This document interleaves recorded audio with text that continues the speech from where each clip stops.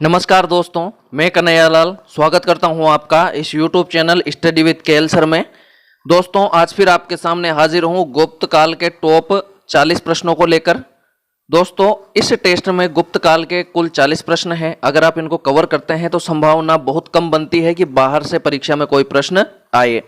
तो आप प्रश्नों की इंपॉर्टेंस समझ सकते हैं। वीडियो को बिल्कुल भी स्किप मत कीजिए, वीडियो को अंत तक जरूर देखिए और आखिर में कमेंट में जरूर बताकर जाइए कि आपके 40 में से कितने सही हुए।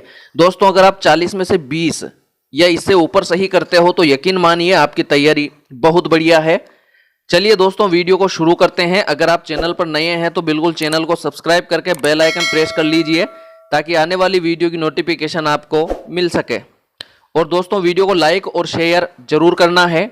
चलिए, पहला प्रश्न है, गुप्त साम्राज्य का संस्थापक कौन था? समुद्रगुप्त, श्रीगुप्त, रामनिवास गुप्त, विक्रमादित्य। तो बताइए इस प्रश्न का सही उत्तर क्या है? दोस्तों, इस प्रश्न का सही उत्तर है विकल्प नंबर 2, श्रीगुप्त। श्रीगुप्त ने गुप्त साम्राज्य की स्थापना की थी। चलिए दोस्तों, अगला प्रश्न है प्रश्न नंबर 2, समुद्रगुप्त के शासन की अवधि क्या थी? 375 से 396 ईस्वी, एडी मतलब एनो डोमिनी यानी ईसा के जन्म के पश्चात। एनो डोमिनी होता है एडी का मतलब। 370 से 380 एडी, 380 से 398 एडी और 303 से 375 एडी। तो बताइए इस प्रश्न का सही उत्तर क्या है? दोस्तों, इस प्रश्न का सही उत्तर है विकल्प नंबर डी, 330 से 375 एडी। चलिए दोस्तों, अगला प्रश्न है प्रश्न नंबर 3, गुप्त राजा जो वीणा के अच्छे खिलाड़ी थे? चंद्रगुप्त, समुद्रगुप्त, विक्रमादित्य, कुमारगुप्त। तो बताइए इस प्रश्न का सही उत्तर क्या है? दोस्तों, इस प्रश्न का सही उत्तर है विकल्प नंबर बी, समुद्रगुप्त। समुद्रगुप्त अच्छे वीणा वादक थे, बहुत ही कुशल वीणा वादक थे। अगला प्रश्न है दोस्तों प्रश्न नंबर 4, वेणु राजा जिन्हें समुद्रगुप्त ने हराया था कौन है? हस्तिवर्मा, दानव, विमलादित्य, विजयादित्य। तो बताइए इस प्रश्न का सही उत्तर क्या है? दोस्तों, इस प्रश्न का सही उत्तर है विकल्प नंबर ए, हस्तिवर्मा। अगला प्रश्न है दोस्तों प्रश्न नंबर 5, शक को नष्ट करने वाले गुप्त राजा? समुद्रगुप्त, चंद्रगुप्त प्रथम, कुमारगुप्त, चंद्रगुप्त द्वितीय। तो बताइए इस प्रश्न का सही उत्तर क्या है? दोस्तों, इस प्रश्न का सही उत्तर है विकल्प नंबर डी, चंद्रगुप्त द्वितीय। इन्होंने जो पश्चिम भारत में शक थे उनका उन्मूलन कर दिया था, इसलिए इनको शकारी भी कहा जाता है। अगला प्रश्न है दोस्तों प्रश्न नंबर 6, गुप्त काल के दौरान सोने का सिक्का कहा जाता है? रूपका, निष्क, टका, पाना। तो बताइए इस प्रश्न का सही उत्तर क्या है? दोस्तों, इस प्रश्न का सही उत्तर है विकल्प नंबर 1, रूपक। गुप्त काल में सोने के सिक्के को रूपक कहा जाता था, रूपक यहां पर सही आंसर है। अगला प्रश्न है दोस्तों प्रश्न नंबर 7, वह गुप्त राजा जिसके पास महेंद्रादित्य की उपाधि है? विष्णुगुप्त, रमागुप्त, बुधगुप्त, कुमारगुप्त। बताइए इस प्रश्न का सही उत्तर क्या है? दोस्तों, इस प्रश्न का सही उत्तर है विकल्प नंबर 1, विष्णुगुप्त। इनके पास महेंद्रादित्य की उपाधि थी। चलिए दोस्तों, अगला प्रश्न है प्रश्न नंबर 8, गुप्त शासक जिसने सुदर्शन झील की दूसरी बार मरम्मत की? स्कंदगुप्त, रमागुप्त, समुद्रगुप्त, विष्णुगुप्त। तो बताइए इस प्रश्न का सही उत्तर क्या है? दोस्तों, इस प्रश्न का सही उत्तर है विकल्प नंबर 1, स्कंदगुप्त। अगला प्रश्न है दोस्तों प्रश्न नंबर 9, गुप्त काल के कितने शिलालेख उपलब्ध हैं? 40, 38, 42, 48। तो बताइए इस प्रश्न का सही उत्तर क्या है? दोस्तों, इस प्रश्न का सही उत्तर है विकल्प नंबर सी, 42। गुप्त काल के 42 शिलालेख उपलब्ध हैं।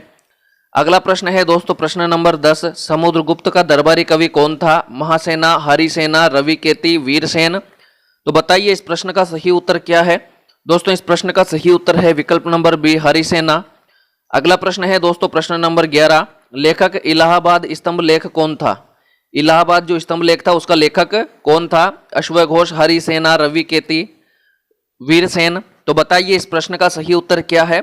दोस्तों, इस प्रश्न का सही उत्तर है विकल्प नंबर बी, हरिसेना, हरिसेन या हरिसेना। अगला प्रश्न है प्रश्न नंबर 12, गुप्त राजाओं ने उत्तर भारत पर के काल में शासन किया? 230, 130, 330, 430। तो बताइए इस प्रश्न का सही उत्तर क्या है? दोस्तों, इस प्रश्न का सही उत्तर है विकल्प नंबर सी, 330 ईस्वी। अगला प्रश्न है दोस्तों प्रश्न नंबर 13, कविराज का शीर्षक कौन था? समुद्रगुप्त, चंद्रगुप्त द्वितीय, कुमारगुप्त, चंद्रगुप्त प्रथम। तो बताइए इस प्रश्न का सही उत्तर क्या है? दोस्तों, इस प्रश्न का सही उत्तर है विकल्प नंबर ए, समुद्रगुप्त। अगला प्रश्न है दोस्तों प्रश्न नंबर 14, गुप्त युग की शुरुआत हुई थी 300 एडी, 340 एडी, 350 एडी, 320 एडी। तो बताइए इस प्रश्न का सही उत्तर क्या है। दोस्तों इस प्रश्न का सही उत्तर है विकल्प नंबर डी, 320 एडी, यानी 320 ईस्वी में गुप्त युग की शुरुआत हुई थी। अगला प्रश्न है दोस्तों प्रश्न नंबर 15, समुद्रगुप्त का पुत्र कौन था। चंद्रगुप्त द्वितीय, कुमारगुप्त, विष्णुगुप्त, स्कंदगुप्त। तो बताइए इस प्रश्न का सही उत्तर क्या है। दोस्तों इस प्रश्न का सही उत्तर है विकल्प नंबर ए, चंद्रगुप्त द्वितीय। अगला प्रश्न है दोस्तों प्रश्न नंबर 16, कौशल का राजा जिसे समुद्रगुप्त ने हराया था। उदयन, महेंद्र, कलाशोक, उपरोक्त सभी। तो बताइए इस प्रश्न का सही उत्तर क्या है। दोस्तों इस प्रश्न का सही उत्तर है विकल्प नंबर बी, महेंद्र।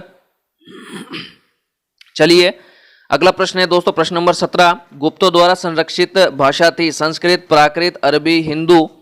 तो बताइए इस प्रश्न का सही उत्तर क्या है।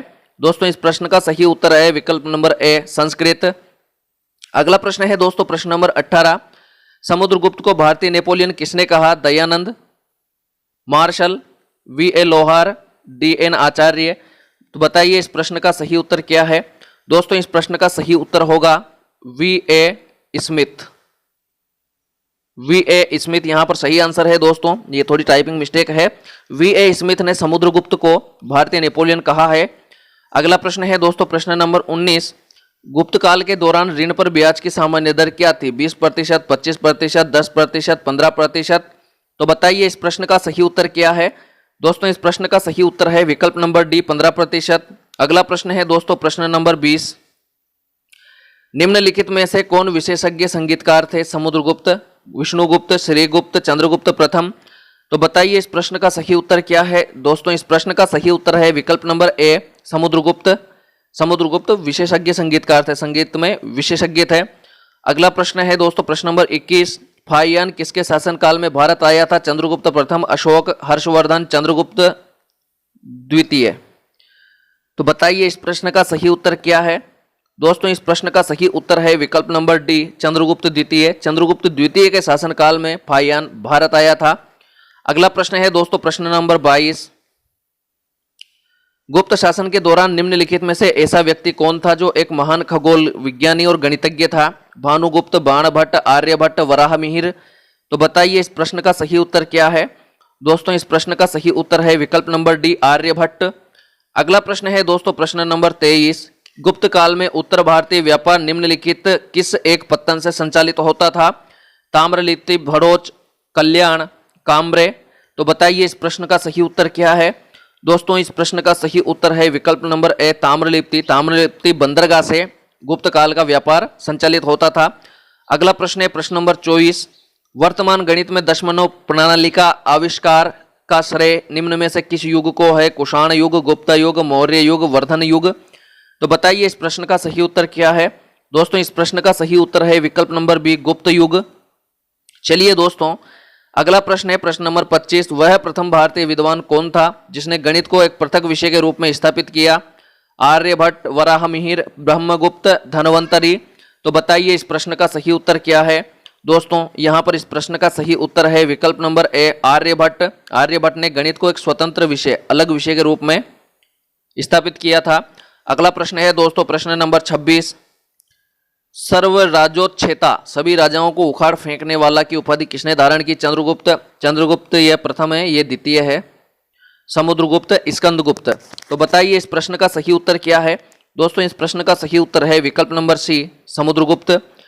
अगला प्रश्न है दोस्तों प्रश्न नंबर 27, दिल्ली के मेहरौली के कुव्वत उल इस्लाम मस्जिद के प्रांगण में स्थित प्रसिद्ध लौह स्तंभ किसकी स्मृति में है। अशोक, चंद्रगुप्त द्वितीय, हर्ष, अनंगपाल। तो बताइए इस प्रश्न का सही उत्तर क्या है। दोस्तों इस प्रश्न का सही उत्तर है विकल्प नंबर बी, चंद्रगुप्त। अगला प्रश्न है दोस्तों प्रश्न नंबर 28, गुप्त काल में गंगा और यमुना नदियों की प्रसिद्ध मृण मूर्तियां कहां पाई गई। अहिछत्र, कौशाम्बी, राजघाट, भीतरगांव। तो बताइए इस प्रश्न का सही उत्तर क्या है। दोस्तों इस प्रश्न का सही उत्तर है विकल्प नंबर ए, अहिछत्र। अगला प्रश्न है दोस्तों प्रश्न नंबर 29, फाहियान कहां का निवासी था। भूटान, अमेरिका, चीन, बर्मा। तो बताइए इस प्रश्न का सही उत्तर क्या है। दोस्तों इस प्रश्न का सही उत्तर है विकल्प नंबर सी, चीन। यहां पर सी है। अगला प्रश्न है दोस्तों प्रश्न नंबर 30, किस वंश के शासकों ने मंदिरों एवं ब्राह्मणों को सबसे अधिक ग्राम अनुदान में दिया था? गुप्त वंश, पाल वंश, राष्ट्रकूट, प्रतिहार। तो बताइए इस प्रश्न का सही उत्तर क्या है? दोस्तों इस प्रश्न का सही उत्तर है विकल्प नंबर ए, गुप्त वंश। अगला प्रश्न है दोस्तों प्रश्न नंबर 31, कालिदास की किस कृति की गिनती विश्व की 100 प्रसिद्ध साहित्यिक कृतियों में होती है? ऋतु संहार, मेघदूतम, अभिज्ञान शाकुंतलम, कुमार संभवम। तो बताइए इस प्रश्न का सही उत्तर क्या है? दोस्तों इस प्रश्न का सही उत्तर है विकल्प नंबर सी, अभिज्ञान शाकुंतलम। अगला प्रश्न है दोस्तों प्रश्न नंबर 32, मंदिर निर्माण कला का जन्म सर्वप्रथम कब हुआ? मौर्य काल में, गुप्त काल में, कुषाण काल में, सैंधव काल में। तो बताइए इस प्रश्न का सही उत्तर क्या है? दोस्तों इस प्रश्न का सही उत्तर है विकल्प नंबर बी, गुप्त काल में। अगला प्रश्न है दोस्तों प्रश्न नंबर 33, निम्न में से किस काल में स्त्रियों की पुरुषों से बराबरी थी? गुप्त काल में, मौर्य काल में, चोल काल में, इनमें से कोई नहीं। तो बताइए इस प्रश्न का सही उत्तर क्या है? दोस्तों इस प्रश्न का सही उत्तर है विकल्प नंबर ए, गुप्त काल में। चलिए दोस्तों अगला प्रश्न है प्रश्न नंबर 34, निम्न में लिखित में से कौन सा नगर गुप्त शासन काल में रेशमी वस्त्र का सर्वोत्तम उत्पादक था? पाटलिपुत्र, मुर्शिदाबाद, गाजीपुर, वाराणसी। तो बताइए इस प्रश्न का सही उत्तर क्या है? दोस्तों इस प्रश्न का सही उत्तर है विकल्प नंबर डी, वाराणसी। अगला प्रश्न है दोस्तों प्रश्न नंबर 35, इतिहासकार वी.ए. स्मिथ ने किसकी विजयों से प्रभावित होकर उसे भारत का नेपोलियन कहकर पुकारा है? स्कंदगुप्त, चंद्रगुप्त को, ब्रह्मगुप्त, समुद्रगुप्त। तो बताइए इस प्रश्न का सही उत्तर क्या है? दोस्तों इस प्रश्न का सही उत्तर है विकल्प number D, Samudragupta. VA. Smith ने इसे भारत का नेपोलियन कहा है। अगला प्रश्न है दोस्तों प्रश्न नंबर 36, समुद्रगुप्त की सैनिक उपलब्धियों का वर्णन उसके किस अभिलेख में है? एरण, गया, नालंदा, प्रयाग। तो बताइए इस प्रश्न का सही उत्तर क्या है? दोस्तों इस प्रश्न का सही उत्तर है विकल्प नंबर डी, प्रयाग में। जो प्रयाग प्रशस्ति अभिलेख है समुद्रगुप्त का, उसमें उसकी विजयों का, सैनिक उपलब्धियों का वर्णन है। अगला प्रश्न है दोस्तों प्रश्न नंबर 37, प्रयाग प्रशस्ति अभिलेख का लेखक हरिसेन किस शासक का दरबारी कवि था? समुद्रगुप्त, अशोक, कनिष्क, चंद्रगुप्त। तो बताइए इस प्रश्न का सही उत्तर क्या है? दोस्तों इस प्रश्न का सही उत्तर है विकल्प नंबर ए, समुद्रगुप्त। अगला प्रश्न है दोस्तों प्रश्न नंबर 38, कवि कालिदास किसके राजकवि थे? चंद्रगुप्त मौर्य, समुद्रगुप्त, चंद्रगुप्त द्वितीय जो विक्रमादित्य भी है, हर्ष। तो बताइए इस प्रश्न का सही उत्तर क्या है? दोस्तों इस प्रश्न का सही उत्तर है विकल्प नंबर सी, चंद्रगुप्त द्वितीय। अगला प्रश्न है दोस्तों प्रश्न नंबर 39, कुमार संभव महाकाव्य किस कवि ने लिखा? बाणभट्ट, चंद्रबरदाई, हरिसेन, कालिदास। तो बताइए इस प्रश्न का सही उत्तर क्या है? दोस्तों इस प्रश्न का सही उत्तर है विकल्प नंबर डी, कालिदास। चलिए दोस्तों अगला और आखिरी 40वां प्रश्न। उससे पहले अगर आपने वीडियो को लाइक नहीं किया है तो वीडियो को लाइक और शेयर कर दीजिए, साथ ही चैनल को सब्सक्राइब कर लीजिए। 40वां प्रश्न है, 40वां प्रश्न है दोस्तों, चंद्रगुप्त द्वितीय के काल में विद्या, कला व साहित्य का महान केंद्र कौन सा था? धारवाड़, वाराणसी, उज्जैन, विदिशा। दोस्तों इस प्रश्न का सही उत्तर है विकल्प नंबर सी, उज्जैन। इसके समय उज्जैन विद्या, कला, साहित्य का महान केंद्र था। चलिए दोस्तों आज के लिए इतना ही, मिलते हैं जल्दी ही नए वीडियो में नए टेस्ट के साथ। तब तक के लिए नमस्कार।